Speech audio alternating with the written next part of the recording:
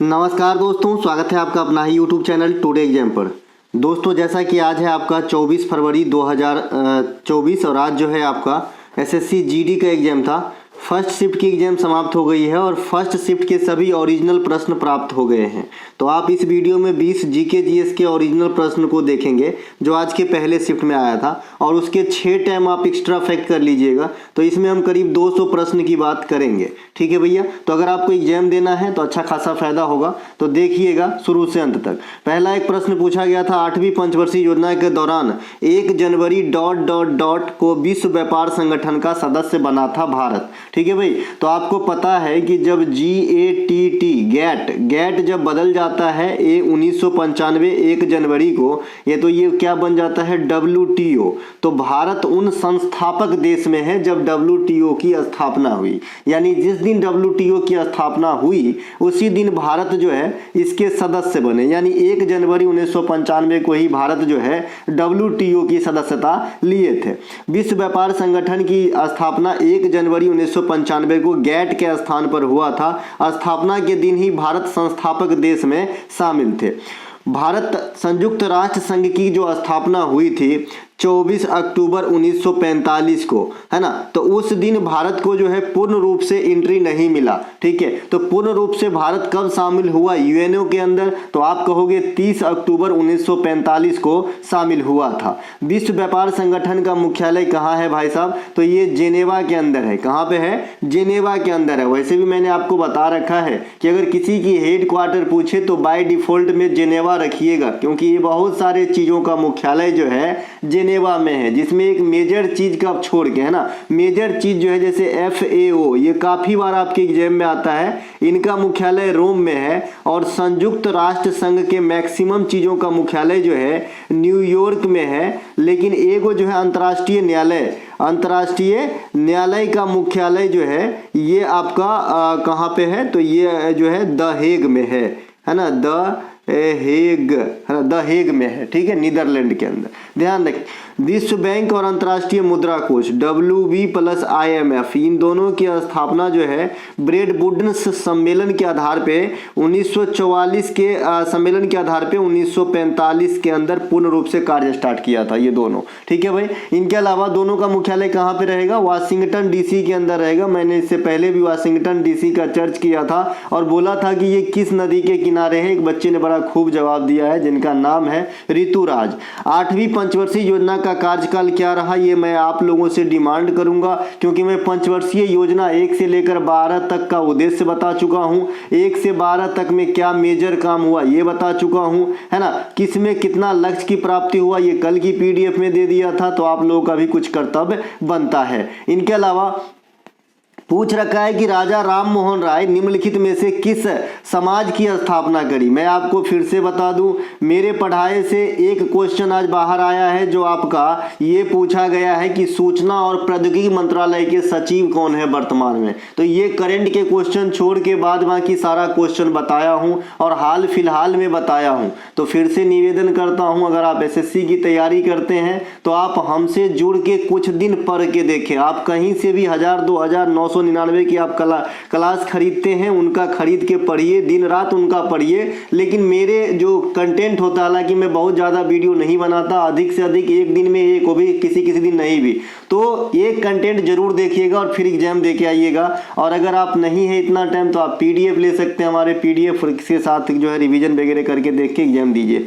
राजा राम मोहन राय किस समाज से संबंधित है? ये ब्रह्म समाज से संबंधित है। राजा राम मोहन राय 1815 में आत्मीय सभा और 1828 में ब्रह्म समाज की स्थापना कहाँ पे किया गया था? This is most important. ये कोलकाता के अंदर किए थे, क्योंकि आपके ऐसे क्वेश्चन कई बार CGL ने पूछा है कहाँ किया था, तो कोलकाता में। राजा राम मोहन राय के प्रयास से सती प्रथा का अंत 1829 में कौन किए थे?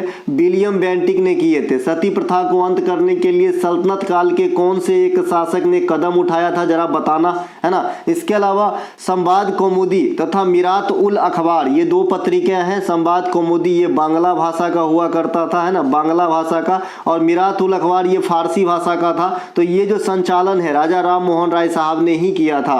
राजा राम मोहन राय को मॉडर्न इंडिया का पिता कहा जाता है, आधुनिक भारत का अग्रदूत कहा जाता है, आधुनिक भारत का जनक कहा जाता है। उन्हें राजा की उपाधि अकबर सेकंड के द्वारा दिया गया था तथा ब्रह्म समाज से जो है बाद में रविंद्रनाथ टैगोर साहब के पापा देवेंद्रनाथ टैगोर भी जुड़े रहे थे, जिन्होंने शांति निकेतन की एज इट आश्रम के रूप में जो है स्थापना किया या नींव डाला। बाद में शांति निकेतन के वास्तविक फाउंडर रविंद्रनाथ टैगोर हुए और शांति निकेतन 2023 के अंदर यूनेस्को में 41वें धरोहर के रूप में जुड़ गए और यही शांति निकेतन बाद में चल के विश्व भारती विद्यालय बना था।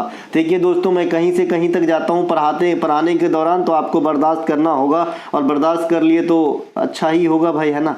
आर्य समाज की स्थापना जो है ये दयानंद सरस्वती ने किया था। कौन किया था भाई? दयानंद सरस्वती ने किया था आर्य समाज की स्थापना। 1875 में कहाँ पे किए थे? बंबई के अंदर किए थे। इसी समाज ने वेदों की ओर लौटो का नारा दिया था, है ना। सत्यार्थ प्रकाश नामक पुस्तक के लेखक कौन है? स्वामी दयानंद सरस्वती ही है, और स्वामी दयानंद सरस्वती का ओरिजिनल नाम क्या है? मूल शंकर है। सत्यशोधक समाज की स्थापना कब होती है? 1873 में होती है ज्योतिबा फूले के द्वारा। और सत्यशोधक समाज की स्थापना कहाँ होती है? महाराष्ट्र में होती है। ज्योतिबा फूले ने गुलामगिरी नामक पुस्तक लिखा, जो किस भाषा की पुस्तक है? मराठी भाषा की पुस्तक है। इनके अलावा, है ना, ज्योतिबा फूले की पत्नी सावित्रीबाई फूले ये भारत में प्रथम महिला टीचर कहलाती है, तो इन्हें भी ध्यान रखेंगे। इनके अलावा 1867 में आत्माराम पांडुरंग और महादेव गोविंद रानाडे के प्रयास से प्रार्थना समाज की स्थापना हुआ। महादेव गोविंद रानाडे 1861 में विधवा पुनर्विवाह संघ से भी जुड़े रहे, ये BVI है, जबकि विधवा पुनर्विवाह अधिनियम 1856 में आया था, इनसे जुड़ा रहा था भैया ईश्वर चंद विद्यासागर, ठीक है। लेकिन जो आपका विधवा पुनर्विवाह संघ है, जो यूनियन टाइप से अंग्रेजी में इसका मीनिंग आएगा, कौम का, संघ का, ये जो है आपका महादेव गोविंद रानाडे से जुड़ा हुआ है। हरित क्रांति के बारे में निम्नलिखित में से कौन सा कथन सही है, आपसे पूछ रहा है। देखिए, हरित क्रांति के बारे में 2 कथन दिया गया था। कथन एक था हरित क्रांति 1960 के दशक में आया था, एकदम सही है। हरित क्रांति के जनक डॉक्टर नॉर्मन बोरलॉग है, तो दोनों कथन सही हो जाएगा यहाँ पे, ठीक है, क्योंकि ये इंडिया स्तर पे बात नहीं कर रहा है, ओवरऑल हरित क्रांति को यहाँ पे बात कर रहा है, ठीक है। भारत में हरित क्रांति के जनक MS स्वामीनाथन है, जिन्हें 2024 के 5 भारत रत्न के विजेताओं में इनका भी नाम शामिल है। 5 कौन कौन है? PV नरसिम्हा राव है, चौधरी चरण सिंह है, MS स्वामीनाथन है, लाल कृष्ण आडवाणी है, और आपका बिहार का, है ना, ये कर्पूरी ठाकुर है, तो इन्हें भी ध्यान रखेंगे। इनके अलावा हरित क्रांति भारत में सबसे पहले कहाँ पे आया था? तो ये पंजाब में 1967 के दशक में आया था, और सबसे अधिक असर जो है ये गेहूं के फसल पे डाला था। हरित क्रांति का मेन मोटो क्या है? तो हरित क्रांति का मेन लक्ष्य है, उद्देश्य उन्नत किस्म के बीज और खाद का इस्तेमाल कर पैदावार को बढ़ाना, खाद्यान्न को पैदावार जो होती है ना, गेहूं की, चावल की, इन सब की बढ़ाना। लेकिन सबसे ज्यादा जो है ये फायदा किसको करा? तो गेहूं को करा, ठीक है। HYV क्या होती है? हाई यील्डिंग वैरायटी, इनसे जुड़ा हुआ शब्द है। 31 अक्टूबर 2023 को कौन सा दिवस मनाया जाता है? 1000 दिन बताए हैं, एकता दिवस। इसीलिए गुजरात के केवड़िया का नाम भी बदलकर जो है ना, एकता नगर कर दिया गया है, जहां पे आपका स्टेचू ऑफ यूनिटी है। मूर्तिकार कौन है? राम सुतार है। कितने मीटर हाइट है? 182 मीटर हाइट है। दुनिया में क्या स्थान रखता है? पहला स्थान रखता है। सरदार वल्लभ भाई पटेल की प्रतिमा है। 31 अक्टूबर को सरदार वल्लभ भाई पटेल की जन्मदिन है, और इसी दिन, है ना, माननीय प्रधानमंत्री, जो पहली महिला प्रधानमंत्री इंडिया की इंदिरा गांधी जी की पुण्यतिथि भी है, ठीक है भाई। शासन में कोई भी रहे, अपने को सभी का सम्मान करना है, जो भी इस देश के लिए कोई बड़े पोस्ट या जो भी गरिमा वाली पोस्ट है, ठीक है। इसी दिन राष्ट्रीय एकता दिवस में के रूप में मनाया जाता है। सरदार वल्लभ भाई पटेल को आयरन मैन ऑफ इंडिया भी कहा जाता है। हमारे देश के प्रथम उप प्रधानमंत्री रहे थे। सरदार वल्लभ भाई पटेल की प्रतिमा इस समय दुनिया में सबसे ऊंची प्रतिमा है, जिसे स्टेचू ऑफ यूनिटी कहते हैं। ये गुजरात के केवड़िया, जिसे अब एकता नगर के रूप में जानते हैं। टोटल हाइट 182 मीटर है। इस मूर्ति का मूर्तिकार राम सुतार महोदय है। इनके अलावा अगर आपसे कोई पूछ ले कि भाई स्टेचू ऑफ यूनिटी जो है ये किस नदी के किनारे है, तो गुजरात जान के ताप्ती नदी नहीं मार देना, नर्मदा नदी मारना। कौन सा मारना भैया? नर्मदा नदी मारना है। 25 दिसंबर को अटल बिहारी वाजपेयी साहब के जन्मदिन पे सुशासन दिवस के रूप में मनाते हैं, है ना। अटल बिहारी वाजपेयी साहब को 2015 में भारत रत्न दिया गया था और अटल बिहारी वाजपेयी साहब को आप लॉर्डली बोलने के लिए जानते हैं, फ्रैंक थे, बहुत ही अच्छा कैरेक्टर, सदा इतिहास इन्हें याद रखेंगे। इनके अलावा 23 दिसंबर को चौधरी चरण सिंह के जन्मदिन पर राष्ट्रीय किसान दिवस के रूप में मनाते हैं, जो इस बार के भारत रत्न के अवार्डी में शामिल है। 12 जनवरी को राष्ट्रीय युवा दिवस के रूप में विवेकानंद साहब के जन्मदिन पे मनाया जाता है और 12 अगस्त को हम विश्व युवा दिवस के रूप में मनाते हैं, ठीक है। विवेकानंद साहब का ऐतिहासिक जो शिकागो वाली भाषण होती है ये 1893 में होती है। विवेकानंद साहब 1897 में रामकृष्ण मिशन की स्थापना करते हैं। विवेकानंद की गुरु कौन थे? तो रामकृष्ण परमहंसा, ठीक है। और विवेकानंद का अपना भी ओरिजिनल नाम है तो नरेंद्र नाथ दत्ता, नरेंद्र नाथ दत्ता, ठीक है भाई, ये सब ध्यान रखेंगे, है ना। इनके अलावा कार्यपालिका से न्यायपालिका का पृथक्करण संविधान के किस भाग में है, आपसे पूछ रहा है। तो भाई कार्यपालिका से न्यायपालिका का पृथक्करण जो है ये संविधान के भाग 4 में आ जाएगा, डीपीएसपी के अंदर आ जाएगा, क्योंकि आर्टिकल 50 में कार्यपालिका से न्यायपालिका का भिन्नीकरण है। आर्टिकल 51 अंतर्राष्ट्रीय शांति और सुरक्षा को बढ़ावा देने के लिए हमें प्रोत्साहित करता है। आर्टिकल 50 कार्यपालिका से न्यायपालिका को अलग करता है। अगर कार्यपालिका और न्यायपालिका अलग नहीं होता तो आप कल्पना भी नहीं कर सकते एक बढ़िया लोकतंत्र का, है ना। फिर तानाशाह हो जाता ना कि भाई अगर आपका आदमी गुनाह करेगा तो सजा कम दो और विपक्षी का आदमी गुनाह करे तो सजा एकदम ज्यादा दो, है ना। तो इसीलिए कार्यपालिका और न्यायपालिका निष्पक्ष अपना अपना काम करते हैं, कोई किसी के काम में इंटरफेयर नहीं करता। आर्टिकल 50 में ये चीजों को दर्शाया गया है। 49 जो है आर्टिकल, इसमें क्या कहा गया है कि जो सार्वजनिक हित के जगह होते हैं, सार्वजनिक हित मतलब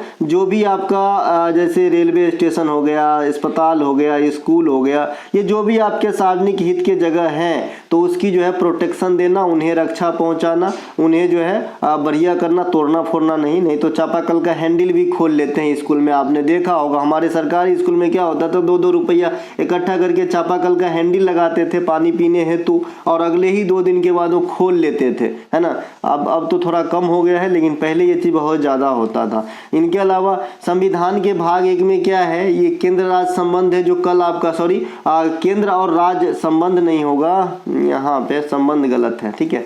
केंद्र और राज्य क्षेत्र लिखिएगा, ठीक है, संबंध नहीं करिएगा, केंद्र राज्य संबंध गलती हो जाएगा, है ना। ये तो फिर भाग जाएंगे 12वीं भाग में और है ना 7वीं अनुसूची में, ऐसा दिक्कत हो जाएगा, ठीक है भैया। तो इसको जो है थोड़ा सुधार कीजिएगा। तो 1 से 4 होगा ये आपका केंद्र और राज्य। इसके अलावा संविधान के भाग 2 में आएंगे तो नागरिकता है 5 से 11। संविधान के भाग 3 में आएंगे मौलिक अधिकार है 12 से 35, अमेरिका से लिया गया। संविधान के भाग 4 में आएंगे डीपीएसपी, आयरलैंड के संविधान से लिया गया है। 36 से 51 के बीच का आपको 50 आर्टिकल पूछा है। इसीलिए संविधान जो लिखे हैं, जो लिखने वाले, वो बड़े ही सिस्टेमेटिक ढंग से लिखे हैं। अगर आपने भाग को परख लिया तो आपको मोटे मोटे आइडिया तो आ जाएगा कि ये क्या चीज बोलना चाह रहा है, और अगर आप आर्टिकल पढ़ लिया तब तो आप पारंगत हो गए, ठीक है भाई। तो यही चीज है, मैं भाग हमेशा जब भी बताया आपको आर्टिकल के साथ बताया ताकि आप समझ सको। अगर कोई बच्चा नहीं भी जानता है कि किस भाग में, सिर्फ ये पता है कि भाग 4 जो है डीपीएसपी 36 से 51 है तो आर्टिकल 50 बीच में आ रहा था, आप आराम से 4 लगा सकते थे, कोई दिक्कत नहीं है। संविधान के 4 है, ये बाद में ऐड किया गया जहाँ मौलिक कर्तव्य आया आपका 1976 के अंदर 42वां अमेंडमेंट के द्वारा, है ना, ये भी पूछा अलग से। संविधान के भाग 5 संघ से संबंधित है, आर्टिकल 52 से 151 देखता है। संविधान के भाग 6 ये राज्य से संबंधित है, ये 152 से 237 तक के बीच में वर्णित है। और 7वां संविधान संशोधन जो है आपका 7वां भाग जो है ये भाग 7 निर्सित है ना। और आपका 238 आर्टिकल अगर पूछेगा तो 238 आर्टिकल निर्सित है। और कितना अच्छा संजोग है कि ये 7वां संविधान संशोधन के द्वारा ही निर्सित है, ये बात भी ध्यान रखना है। और 7वां संविधान संशोधन के द्वारा ही गवर्नर को, है ना, 2 स्टेट में एट अ टाइम जो है गवर्नर के तौर पे कार्य करने की छूट दी गई है, ठीक है भाई। इसके अलावा संविधान के भाग 8 में क्या है, केंद्र शासित प्रदेश है। कल से मैं अभी तक पूछा हूँ, कोई बच्चे ने जवाब नहीं दिया कि भाई ये जो भाग 8 है ये 239 से कहाँ तक आर्टिकल कवर करता है।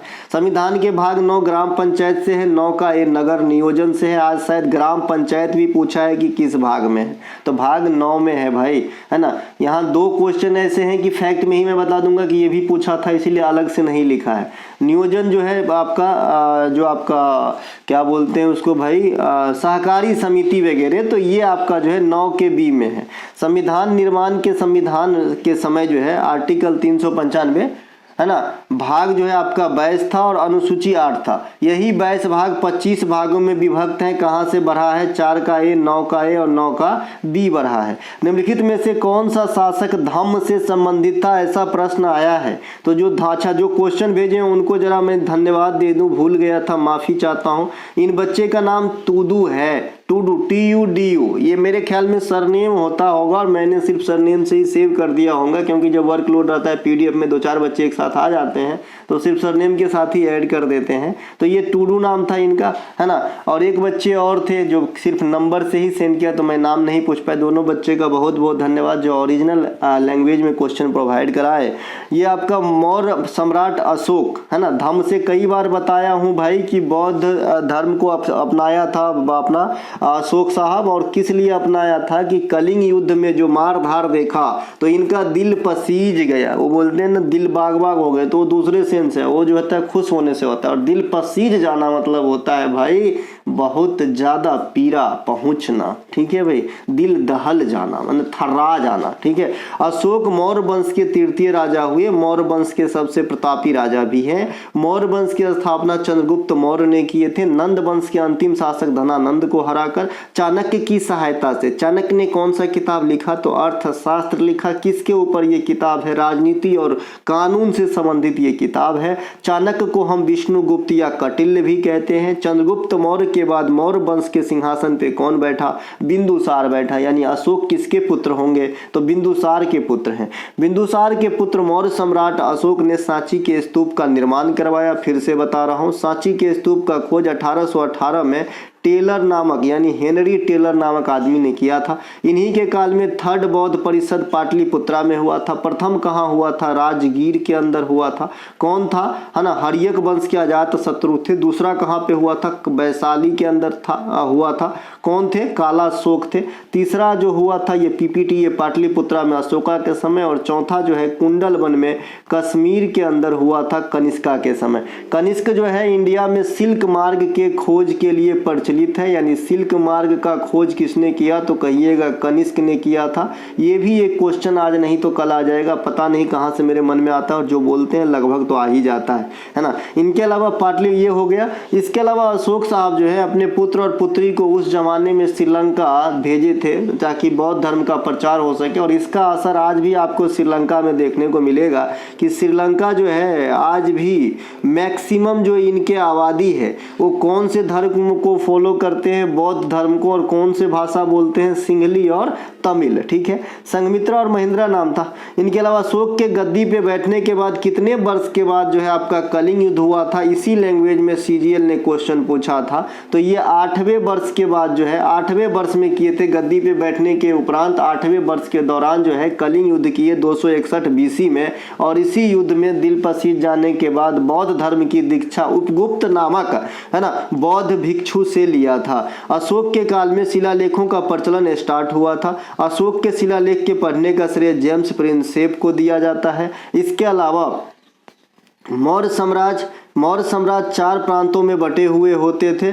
बाद में जो है अशोक साहब ने कलिंग जीता, तो इसे आप 5वां प्रांत कह सकते हो। चंद्रगुप्त मौर्य के दरबार में निवास करने वाले मेगास्थनीज इंडिका नामक पुस्तक लिखे थे, तो ये बात भी ध्यान रखना है।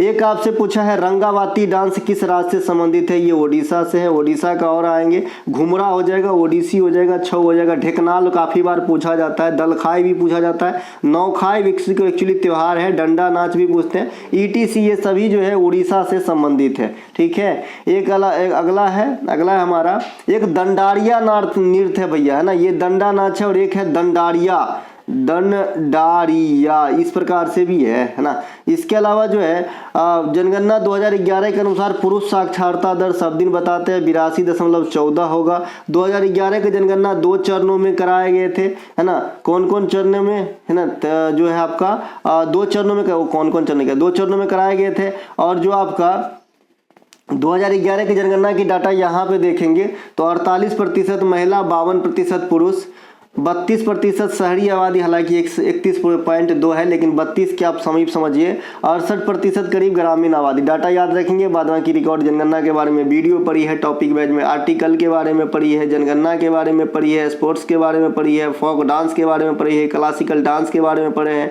ऑल क्लासिकल डांस अवार्डी के बारे में पढ़ी है वीडियो, लेटेस्ट स्पोर्ट्स के शब्द पढ़े हैं, वादक पढ़े हैं। तो कहाँ जाना है आपको, कहीं नहीं जाना है, सारा क्वेश्चन कवर हो जाएगा। टॉपिक वाइज भी देख लीजिएगा जो इनके पास टाइम है ना। अब तो रिक्वेस्ट करना भी छोड़ूंगा कुछ दिन के बाद भाई, है ना, क्यों चिल्ला चिल्ला के गला खराब करूं, जो बात मानना ही नहीं है ना, सिंपल। तो ये आपका जो है 17.64% दशक की वृद्धि। मुझे बस ये लगता है कि बहुत ख़राब लगता है जब एग्जाम में पूरे प्रश्न आ जाते हैं और पढ़ाए भी रहते हैं, फिर भी बच्चे मेरिट तक नहीं पहुँचेंगे तो फिर क्या फ़ायदा, है ना। इतना खून पसीना करने की क्या फ़ायदा भाई। एक वीडियो में 8 घंटे की मेहनत लगती है भाई, है ना। मैं चाहूँ तो 8 घंटे में 8 वीडियो आपको प्रोवाइड करा सकता हूँ किसी किताब से छाप के, कहीं से कॉपी पेस्ट करके, लेकिन ऐसा नहीं है। हम वही देंगे जो एग्जाम में आएगा, ठीक है भाई। 17.64%, 943 लिंगानुपात, 382 जनसंख्या घनत्व, 82.14 पुरुष साक्षरता, 65.46 महिला साक्षरता। केरल की साक्षरता हाई है और यूटी में लक्षद्वीप की हाई है। बिहार की साक्षरता सबसे लोएस्ट है ना। साक्षरता केरल में हो गया। लिंगानुपात भी सबसे अधिक केरल में है, हरियाणा के सबसे कम लिंगानुपात है। लिंगानुपात जनसंख्या वृद्धि तीव्रतम जो दर है ये आपका कहाँ पे, मेघालय में है। और सबसे कम जो आपका वृद्धि दर है वो कहाँ पे रहा था, नागालैंड के अंदर रहा था। ये क्या कहाँ रहा था, 0.6% माइनस के। कल ये क्वेश्चन में कंफ्यूजन हो गई थी, यही पूछा गया था और हमने सबसे ज़्यादा जनसंख्या बताया था। जैसे जैसे बच्चा बोलेगा वैसे ही ना बताऊंगा, लेकिन आपका कोई घाटा नहीं, क्योंकि हम इससे पहले ही आपको बता चुके हैं कि नागालैंड जो है ये सबसे कम जनसंख्या वृद्धि दर, और मेघालय जो है लगभग 27% के करीब जो है आपका देख लेना वृद्धि दर था। तो बहुत बड़ी बात मैं बताया भी था। इनके अलावा बेवर किसका इकाई होता है, ये क्वेश्चन पूछा गया या नहीं पूछा, ये 100% नहीं है ना। क्योंकि एक बार तो बच्चे ने बीवर लिखा, बीवर, और एक बार बेवर लिखा, है ना भाई। ये बीवर का भी अपना एक अलग मीनिंग है ना। बीवर दहिया ये क्या होता है, झूमिंग कृषि का प्रकार होता है। और ये बेबर लिखेंगे तो फिर आ जाएंगे इकाई में। तो ये चुंबकीय प्रवाह का मात्रक है। टेस्ला चुंबकीय क्षेत्र की तीव्रता का मात्रक होता है, तो ये दोनों ध्यान रखेंगे। बाद बाकी और भी प्रवाह के मात्रक के लिए आप आवेश का कूलम, ये काफ़ी पूछता है, अगर आया होगा तो। परावैद्युता का कूलम स्क्वायर न्यूटन बटा मीटर, धारिता का फैराडे, है ना। इसके अलावा जो पूछता है आपका, है ना, विद्युत फ्लक्स का पूछता है वोल्ट मीटर, विद्युत विभव का वोल्ट, प्रेरकत्व का हेनरी, प्रेरकत्व, चुंबकीय फ्लक्स वेबर, देखिए यहाँ पे लिखा है चुंबकीय फ्लक्स वेबर, चुंबकशीलता हेनरी बाई मीटर, प्रतिरोधकता बहुत ही इंपॉर्टेंट, मैं बार बार इस बात पे जोर डाल के बोलता हूँ कि प्रतिरोधकता को ओम मीटर मारना, और खाली प्रतिरोध रहे तो उसे जो है खाली ओम से संतुष्ट कर देना। इसके अलावा, है ना, गुप्त उष्मा का जूल बट्टा केजी, है ना। चलते हैं आगे। निम्नलिखित में से किस छौ के लिए पद्म अवार्ड मिला था, कोई एक कलाकार का नाम दिया होगा, उसे पद्म अवार्ड किस छौ नृत्य के लिए किसको मिला है, ऐसा पूछा गया था। देखिए मैंने आपको पहले ही बुक ये जो अवार्ड वाला है अपने टॉपिक वाइज में करा रखे हैं कि कौन से नृत्य में किसे अवार्ड और कौन कौन सा अवार्ड और कब मिला है। तो ये छौ नृत्य है, पहले छौ नृत्य को समझते हैं। छौ नृत्य एक प्रकार का मार्शल आर्ट गतिविधियां वाली नृत्य होती है ना। ये 3 प्रकार की होती है, इसमें मुखौटों का इस्तेमाल किया जाता है, लेकिन जो मयूरभंज की छौ होती है उसमें मुखौटा का इस्तेमाल नहीं किया जाता है। मयूरभंज की छौ उड़ीसा में होती है, सरायकेला का झारखंड में, और पुरुलिया का आपका पश्चिम बंगाल में। इसके अलावा छौ को यूनेस्को की मान्यता अमूर्त सांस्कृतिक विरासत के रूप में उद्धत किया गया है, तथा संगीत नाटक अकादमी के द्वारा इसे हाफ क्लासिकल डांस के रूप में, है ना, दर्जा दिया गया है। इसके अलावा आते हैं छौ में कौन कौन से कलाकार को अवार्ड मिला है और कौन सा अवार्ड मिला है, कब मिला है, देखते हैं। सुरेंद्र नारायण सिंह देव पद्मश्री 1991 में मिला था। केदारनाथ साहू पद्मश्री 2005 में मिला था। श्यामा चरण पद्मश्री 2006 में मिला था। मंगल चरण मोहंती पद्मश्री। मकर ध्वजा दरोगा पद्मश्री। पंडित गोपाल प्रसाद दुबे पद्मश्री। शशिधर आचार्य पद्मश्री। बताइएगा कि इसमें से कोई था या नहीं था। ठीक है मेरे भाई। इसके अलावा पुरुलिया, ये बता दिए जो कुछ अभी मैं यहाँ पे बताया था ये। अच्छा, एक बच्चा बोल रहा है कि भाई जो आपका नेशनल गेम होता है ना 2023 वाला, उसकी बात कर रहा है जो गोवा के अंदर हुआ था, इसमें सबसे अधिक मेडल किसे मिला। एक दूसरा बच्चा बात कर रहा है खेलो इंडिया यूथ गेम 2023 जो 5वां इवेंट हुआ था एमपी के अंदर, इसमें सबसे अधिक पदक किसका मिला। दोनों का आंसर एक ही है, महाराष्ट्र, है ना। चाहे तो नेशनल गेम की बात कर लो 37वां जो गोवा में हुआ था, चाहे तो 5वीं खेलो इंडिया यूथ गेम की बात कर लो जो आपका एमपी के अंदर हुआ था। दोनों में जो पदक टैली में फर्स्ट स्थान पे रहा था वो महाराष्ट्र है। ठीक है, ये जो दोनों है ये 2000 सॉरी ऐसा लिखेंगे तो गलती, क्योंकि आप जानते हैं कि 2024 में खेलो इंडिया यूथ गेम हुआ है वो एक्चुअली 2023 वाला ही है। ठीक है, तो हम क्रम से आएंगे तो 5वां हुआ था एमपी के अंदर और 6ठा हुआ है आपका तमिलनाडु के अंदर। यहाँ पे आपके सामने पदक टैली है, ये तमिलनाडु वाला है और ये एमपी के अंदर है पिछले साल वाला। ठीक है, तो यहाँ पे देखिए महाराष्ट्र टॉप पे, यहाँ भी महाराष्ट्र टॉप पे है ना। और 37वें राष्ट्रीय खेल जो गोवा के अंदर हुआ इसमें भी महाराष्ट्र टॉप पे, तो हर जगह महाराष्ट्र इसका आंसर होगा। अब आते हैं इन सब चीजों का थोड़ा सा स्टैटिक्स फॉर्म में आपको निचोड़ देते हैं। ठीक है, काम आएगा, लॉन्ग टर्म काम आएगा, है ना। देखिए खेलो इंडिया यूथ गेम 2024 वाला जो है तमिलनाडु में हुआ है, 6ठा संस्करण था। खेलो इंडिया यूथ गेम पहला जो 2018 दिल्ली में हुआ है। 2024 के खेलो इंडिया यूथ गेम में 26 खेल शामिल थे जो तमिलनाडु के 4 शहर तमिलनाडु, कोयम्बटूर, त्रिची और मदुरई में कराया गया था। पहली बार स्क्वैश खेल को जो है शामिल किया गया था और तमिलनाडु के मार्शल आर्ट सिमलम्ब को प्रदर्शनी खेल के तौर पे रखा गया था। विजेता महाराष्ट्र रहा है, सेकेंड जो है तमिलनाडु पदक टैली में रहा है। खेलो इंडिया पैरा गेम 2023 दिसंबर 2023 के अंदर दिल्ली में कराया गया। पैरा मतलब डिजेबल्ड पर्सन। 105 पदक के साथ जो है हरियाणा टॉप पे रहा, इसमें 7 खेल शामिल था। खेलो इंडिया यूनिवर्सिटी गेम का पहला एडिशन 2020 में हुआ था उड़ीसा के अंदर, पंजाब यूनिवर्सिटी विजेता रहे थे। 2023 में भी आपका जो है उत्तर प्रदेश में हुआ और पंजाब यूनिवर्सिटी ही विजेता रहा था। अब तक जितना क्वेश्चन बताया एक भी ऐसा पॉइंट नहीं है जो मैं आपको पहले नहीं बताया हूं। बस ये क्वेश्चन को छोड़ के देखिए, ये क्वेश्चन क्या है, वर्तमान में सूचना और प्रौद्योगिकी मंत्रालय के सचिव कौन है, तो ये अजय साहनी है। देखिए मेरा बेसिक फील्ड पूर्णतः करंट नहीं है कि मैं एक करंट भी मैं ऐसा कहूंगा दावा कर सकता हूं, है ना, लेकिन भगवान के दया से जितना करंट भी कराया अब तक के शिफ्ट में वही करंट आए थे, है ना। जैसा कि देखिए ना, कल मैंने एक बात में भी टेलीग्राम पे मैसेज भी किया था कि भाई जब ये पूछा गया था कि भारत का लिटरेसी रेट एक किस अवधि के बाद जो है इंक्रीज होने लगा, थोड़ा थोड़ा बढ़ने लगा। ठीक है, उसी दिन मैं आपको बताया था कि भारत के 2021 में सबसे अधिक बेरोजगारी टॉप पे पहुंच गई और उस राज्य में हरियाणा था कि भाई टॉप पे पहुंच गई बेरोजगारी, और ये क्वेश्चन कल पूछा गया था। तो कौन सी बात कब चिटक जाए कोई ठीक नहीं है। ठीक है, तो ये अजय साहनी है इसका आंसर। इसके अलावा वर्तमान में सूचना प्रौद्योगिकी मंत्री के मंत्रालय कौन है, अश्विनी वैष्णव साहब हैं। अश्विनी वैष्णव साहब जो हैं ये वर्तमान में रेल मिनिस्टर भी हैं। और रेलवे बोर्ड के सीईओ मैडम कौन है, तो आप जया वर्मा सिंह मैडम है जो परसों महाराष्ट्र का दौरा पे आई थी। इनके अलावा प्रधानमंत्री का मुख्य आर्थिक सलाहकार अनंत नागेश्वरम साहब हैं। महानिदेशक सीमा सुरक्षा बल नितिन अग्रवाल है। सीआईएसएफ के महानिदेशक शिलवर्धन सिंह है। कोई बच्चा तो बोल रहा है कि ये भी क्वेश्चन आया था, तो बोलिएगा कि ये क्वेश्चन आया था क्या इसकी अलग से कि भाई सीआईएसएफ का महानिदेशक कौन है। महानिदेशक सशस्त्र सीमा बल रश्मि शुक्ला मैडम है। साइमन कमीशन के विरोध में किसकी मृत्यु हुई थी, भैया लाला लाजपत राय की। साइमन कमीशन कब बन के तैयार हुआ था, 27 में आया कब था, तो 28 में। इसे व्हाइट मैन कमीशन कहा गया था, गोरों का कमीशन कहा गया था। इसी के विरोध में लाठीचार्ज का शिकार होकर जो है लाला लाजपत राय की मृत्यु हुई थी। लाला लाजपत राय कांग्रेस के किस दल के नेता थे, तो गरम दल के नेता थे। ये गरम दल और नरम दल का शब्द कहां से आया है, तो कांग्रेस के 1907 के अधिवेशन से आया, जहां पे कांग्रेस में फूट पड़ गई थी, मतभेद हो गई थी सूरत के अंदर रास बिहारी घोष की अध्यक्षता में। कैबिनेट मिशन 1946 में भारत आया था। 3 सदस्य होते हैं, A B Alexander, Lord Pethick Lawrence और आपका जो है स्टोफर्ड क्रिप्स। जतीन दास का मृत्यु कैसे हुआ था, भूख हड़ताल के दौरान हुआ था कि भाई कैदियों की अच्छे सुविधा न होने के कारण, ये भूख हड़ताल अनशन के कारण जो है इनकी मृत्यु हो गई थी उस समय।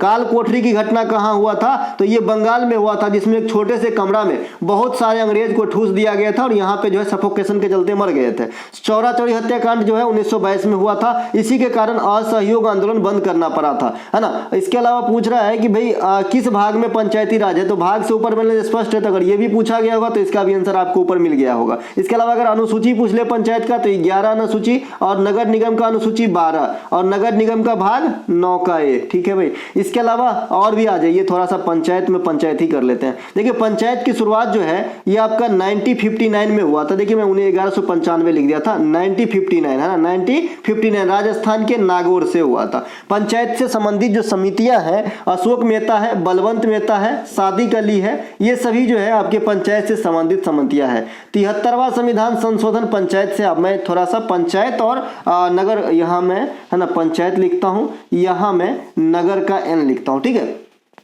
देखिए 73वां पंचायत से, 74वां नगर नियोजन से, 11वीं अनुसूची पंचायत से, 12वीं अनुसूची नगर नियोजन से, भाग 9 पंचायत से, भाग 9 का ए किससे, नगर निगम से, ठीक है। पंचायत के 11वीं अनुसूची में कितने विषय, 29 विषय। नगर निगम के 12वीं अनुसूची में कितने विषय, 18 विषय। तो ये ध्यान रखेंगे तो काम बनेगा, है ना। इनके अलावा 2036 का ओलंपिक पूछ लिया है, क्योंकि आप जानते हैं कि मोदी जी की ये कमिटमेंट है और ये क्वेश्चन ऐसे ही नहीं आया है ना, क्योंकि आज तक इंडिया कभी ओलंपिक की मेजबानी नहीं करा है। मोदी जी ने हामी भरा है, अब देखिए होता है कि नहीं, लेकिन फिलहाल तो तय है, ठीक है। तो ये 2036 में जो है भारत में होने की बात है भाई। ओलंपिक की शुरुआत 1896 एथेंस में, भारत 1900 के पेरिस ओलंपिक में भाग ले रहा है। 2020 जो टोक्यो ओलंपिक में 7 पदक मिला था। 2024 में ग्रीष्मकालीन ओलंपिक पेरिस में होगी, है ना, पैरा भी और ग्रीष्मकालीन भी।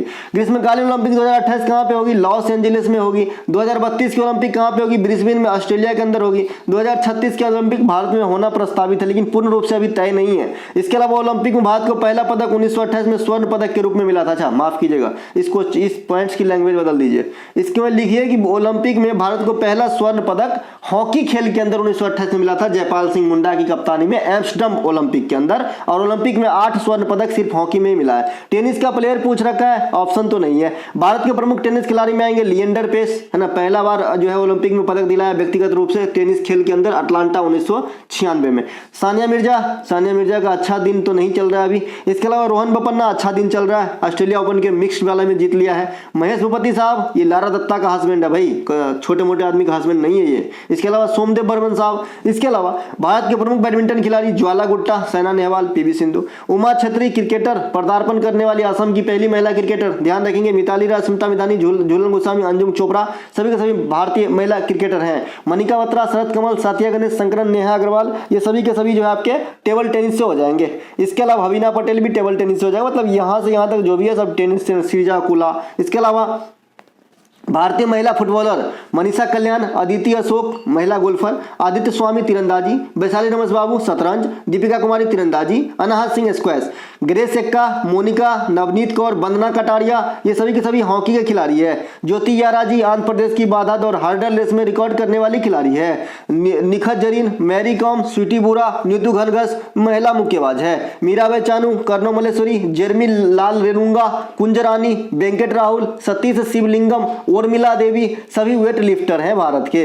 आर्टिकल 343 भी आया है, रिपीट किया, सॉरी 333। तो ये राज्यपाल विधानसभा में जो एक एंग्लो इंडियन की नियुक्ति करते थे, उसी प्रकार से 331 लोकसभा में राष्ट्रपति 2 एंग्लो इंडियन की नियुक्ति करते थे। अब नहीं होता है। 104वां संविधान संशोधन के द्वारा सब खत्म हो गया है। इसके अलावा मौलिक कर्तव्य से प्रश्न आया है भाई, मौलिक कर्तव्य संविधान का जो है मेन हिस्सा नहीं था। 42वां संविधान संशोधन क्षेत्र के द्वारा 10 प्रकार के मौलिक कर्तव्य को जोड़े गए थे। 2002 में 86वां संविधान संशोधन के द्वारा 11वां मौलिक कर्तव्य जोड़ा गया, जो कहता है कि 6 से 14 वर्ष तक के बच्चों को शिक्षा दिलाना उनके पेरेंट्स को कर्तव्य होगा। मौलिक कर्तव्य आर्टिकल 51 के 1 के भाग 4 के 1 के अंतर्गत रखा गया है। ये रूस के संविधान से लिया गया है। तो ये सब जो है मौलिक कर्तव्य है। और ये वाली सीट तो आपके पास हो गई कि भाई मौलिक कर्तव्य के जो 51A है उसमें कौन से जगह पे क्या है, तो आपको पहले ही देखे होंगे आप। तो हम सीधे आगे बढ़ते हैं। ये वीडियो का अंतिम प्रश्न था और मुझे 20 में से लगभग 18 या 17 क्वेश्चन प्राप्त हुए, 2-3 नहीं प्राप्त हुए, तब दूसरे सीट में बता दूंगा। जय हिंद दोस्तों। अगर अच्छा लगे तो लाइक करें। अगर आप हमारे कोई भी पेड PDF चाहते हैं, डिस्क्रिप्शन में लिंक दिया गया है। लिंक को जैसे ही क्लिक करेंगे आपको व्हाट्सएप पे, इस प्रकार से व्हाट्सएप होता है ना भाई,